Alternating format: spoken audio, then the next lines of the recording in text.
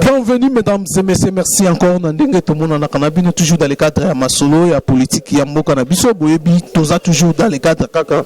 ya kozwa ba point de vue ya ba combattant IDPS ya IDPS surtout l'IDPS balobi a tombé na kati ya saki ya Chantini Ngobila oyo awutaki ko fêter ko ba célébrer ba victoire ya ba bourgmestre na bango nommé et pas Chantini bien que Chantini et après la pression il y a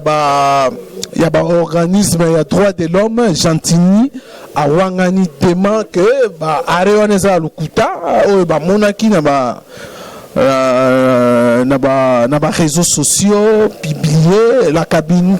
cabinets là utaki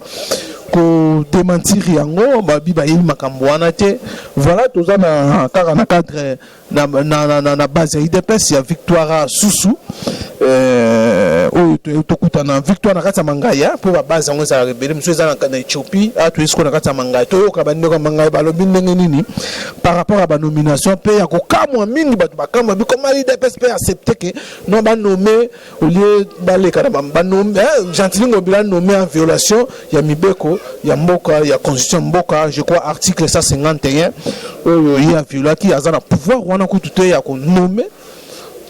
to bato balinga bandima soki ezalaki permutation mais yake konomme ngo mpe ye moko mpe awangani yango asali rétropédalage toyebi te mpona pression to ezala lokuta est ce que IDPS baroule na farine to eza ndenge nini masolo yango tozo comprendre te mbote mona mboka Apollinaire Pante mbote ndeko Ousmane voilà tozwa bino makanisi na bino tomoni IDPS bosepelaki bopresentaki bacandidat et pardon bagouvernement nouveau bourgmestre il y a 3 communes namoni fete ezalaki mais koyoka Chantini alobi ke non ayebi makambo wana te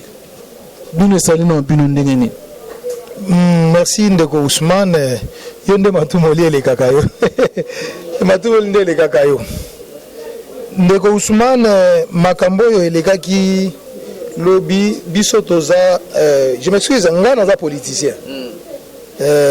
au-delà de toute autre considération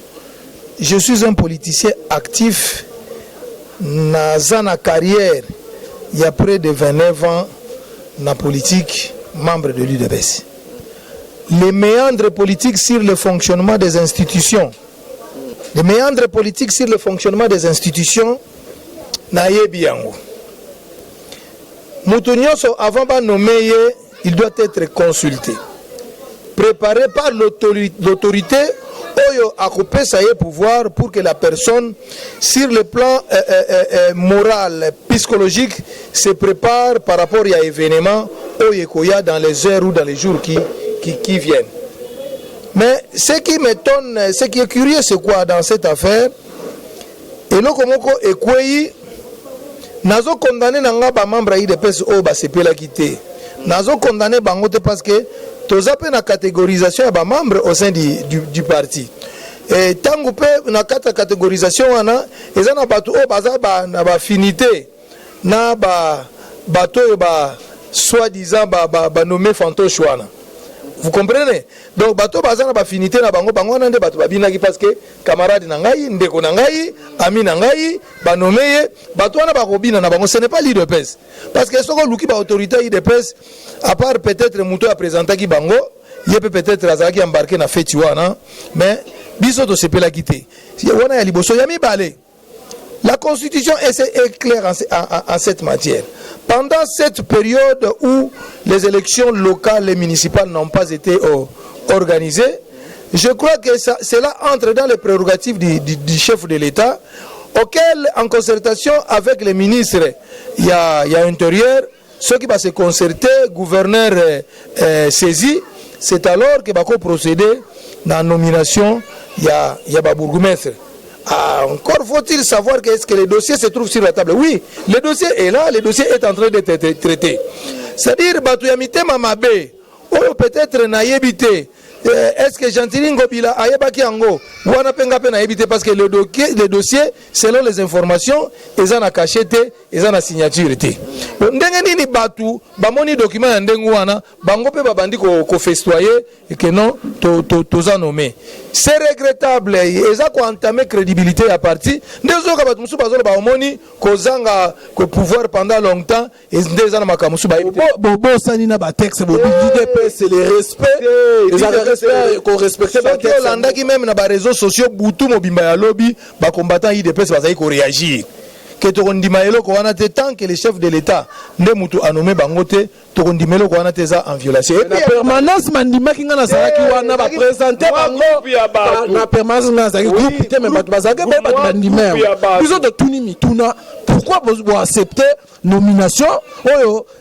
soit disait zaki nomination en violation ya constitution mibe comme Ousmane IDPS c'est mon parti na yebi ndenge to fonctionnaka na yebi ndenge ni na géraka ba sentiment ya batu ngana zui occasion ya ko œuvrer na IDPS ko banda na sous cellule ba mususu tamba sous cellule ezaki na IDPS bazalaki te baye kaka na ero to tikali kana ba cellule section na fédération ngana banda na sous cellule na yebi makambo wana ndenge fonctionnaka na yebi sentiment ya ba combattant ndenge ezalaka na ba catégorie ya ba combattant ezana ba combattant oyo baye na 17h30 ba combattant à 17h30 information nous andengwa na ko sepela mais soki oke ko tuna ba combattant ya première heure akoye biso ke likamwana na moni yango clarité faut na vérifier donc ba combattant à 17h30 bango na monaki bazo bina soko talaki tranche d'âge na bango on comprendre que no baza ba combattant à 17 je crois que baza à 18h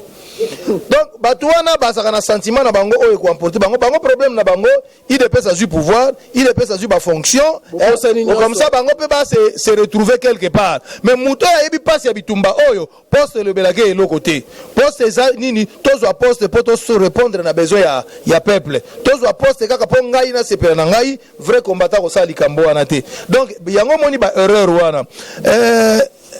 erreur wana so ba erreur uchi erreur na bino na exécutif ya parti ou on a niveau ya liko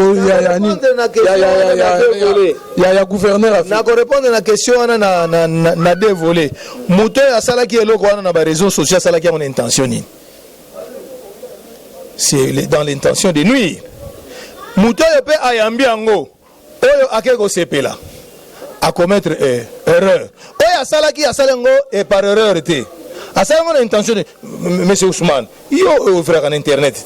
oyebi bato internet ndenge ba yo yebi ndenge ko vérifier information na internet mais bato musu ba yebi ndenge ko vérifier information na internet te kaka soka moni kaka pa ba afficher mususu surtout soka moni Twitter ba ba ka tweet wana ya faux pesa la kana ya vrai ezalaka soka moni kaka tweet kaka ah oh président de Tshisekedi mutu a tweeté mais en réalité eza mutu moko asala ki montage na ye a publié et loko wana petangu et salami je crois que cadre ya parti oyo aza victime lelo auquel nazo senga vraiment beaucoup d'indiligence en son nom et en sa faveur bolimbisa ndeko aza pe mutu aza pe na ba sentiment azalaki emporté na ba sentiment donc bolimbisa ye c'est quand même un cadre du parti qui connaît aussi certaines choses hein mais aza pe mutu akosala pe erreur c'est juste une erreur qui a été glissée to dispenser nano pour na likamona lelo mais ça erreur grave eza erreur grave en politique eza église eza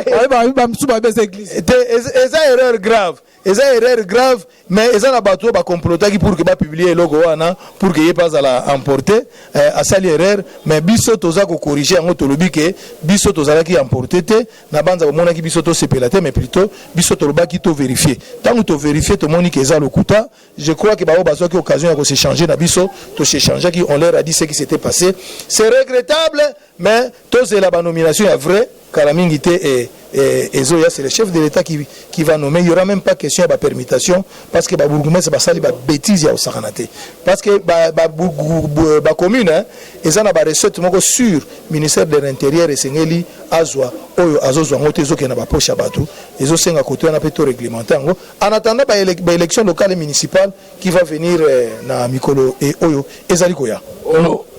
la pression, le biba nommé, mais la pression n'a pas droit de l'homme, on peut bazar au bas. Il faut vraiment l'élection, on va organiser, on les bat les cambamons dans la nomination. Tout le politique, on a vu ce soit nommé, va promettre à que notre ressort la élection. Oh, bah, peut vendre, bah, nous, bah, moi, bah, non, après les élections, n'est pas long. Tokoki ko vendre à 2 ans, 3 ans, té,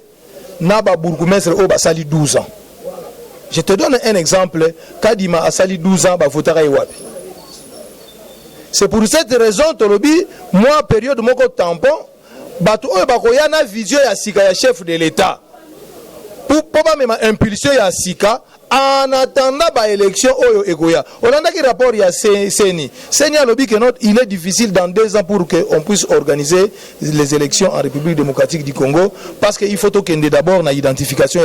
ya ba Congolais. Alors s'il faut aller à identification, il faut recensement et ba procédure nyonso wana ekozwa biso temps on a 2 ans ekozala la possibilité. Alors en attendant préparation ya ba élection oyo ekoya ezosenga il faut ba nommer ba bourgmestre. Alors ba bourgmestre il y a une vision, il y a chef de l'État, une vision à Sika. Donc, nomination, il y a la manangome, il y a juste pour une période où il y a préparé l'élection future pour que tant qu'il y a une élection prochainement, tu bandis dans local,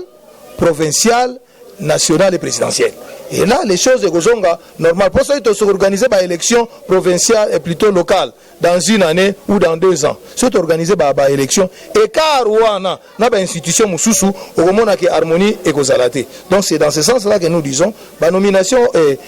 dans les jours à venir, mais il faut tenir compte de l'appui à président de la République. Donc, bourgmestre de la ville, province, d'ailleurs, il y a la République Mobimba, n'a pas commissaire territorial, il faudrait que l'UDPS puisse de ce côté-là. Ce n'est pas 3 bourgmestres dans la ville province de Kinshasa sur 24. Ça, c'est ridicule. C'est ridicule. Donc, c'est comme si on qui à réfléchir. Si on va réfléchir, ok. Voilà, mesdames et messieurs, ça n'est fini. Merci. En tout cas, vraiment, notre sœur, notre combattante, oyo apesa biso esika oyo tozo lobela lelo pour siéger na moment oyo na Kinshasa ezaki difficile pour muke mutu afongola porte lopango na ye bosala ba réunion ye apesa ki biso esika je cite madame Rose Chichilanda, elle nous a quitté. Donc pendant que bozomo na biso tovandi awa toye parlementaire plutôt tozana matanga. Donc ndeko na biso programme ko bima dans les jours à venir et na semaine ezoya et vous serez informés pour que Tokunda ndeko na biso avec beaucoup d'honneur parce qu'elle s'est sacrifiée pour ses parents. Alors que basoda bakosa la irruption pendant que bino bozate bango bakoki kozwa masasi bapese sika na bango. Donc c'est une douleur qui va droit dans nos cœurs, mais nzambe mutapesa nzambe mutazui lokola tozana le côté ya kosala biso tozana matanga tozolela ndeko na biso madame Rose Chilanda, la combattante qui nous a quittés. Ok, voilà mesdames et messieurs, merci na bien nyonso tokutani mbala ya sima na numéro mususu, bye bye.